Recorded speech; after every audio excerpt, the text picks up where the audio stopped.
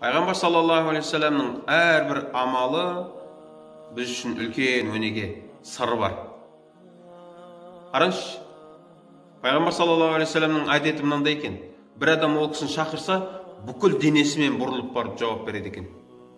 Және өзіне келіп сөйлеген адамды қандай төмен болсын, жоғары болсын, бәрібір өзіне сөйлеген адамды сөзін бөлмей, соңына дейін тыңдайды екен. Енді қараңызшы, осыдан не түсінесіз?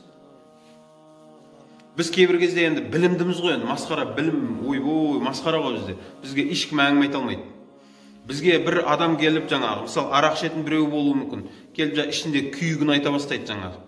Қараңыз, негізі оның айтып тұрған нәрсесі дұрыс емес та. Ол бізге сөйлей бастайды, біз не істейміз? Анау сөздің соңына шейін тыңдағымыз келмейді. Өйткені қате екенін итак көріп тұрмыз. Сөйтесің да, тоқташы сен. Сен тоқта, мен саған түсіндірейін. Негізі ол бұлай болады деп, анау адамның сөзін соңына дейін тыңдамай, өзіміздікін оған тыға бастаймыз ғой. Қараңыз не болады.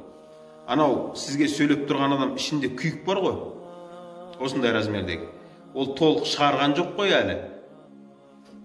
Оның сіз сөзін жартысынан тоқтатып қойдыңыз ғой, оның ішінде осындай күйігі қап кетті ғой. Сіз енді үстінен өзіңіздің тазаңызды құя бастайсыз да. Қараңыз, ол ішіндегіні толық шығармай, сіздің қабылдамайды дейді. Қарасаңыз қандай даналық.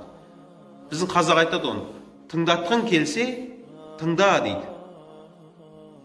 Ол адам сізге сөйлеу керек. Сіз үндемей отыра беріңіз. Ол ішіндегінің бәрін шығару керек. Одан кейін ғана барып сіздікін қабылдай алады. Өзі белгі береді, өзі байқайсыз ба? Үндемей отырсаңыз ана сөйлейді ғой, сөйлейді да бір кезде үндемей отырсың, сөйлесе дейді. Болды, енді сөйлей берсең болады деп белгі беріп жатыр да. Енді одан кейін барып, негізінде онда да, сен енді тыңда, мен саған емес, ал негізі былай болса қалай болады деп. Одан кейін барып сіз сөйлей бастасаңызшы, ол енді қабылдай алады да сіздің. Өйткені іші босады ғой. Көрдіңіз ба, Пайғамбар саллаллаху алейхи вассаламның жаңағы алдына келген адамды соңына дейін тыңдауының артында қандай үлкен нәрсе жатыр.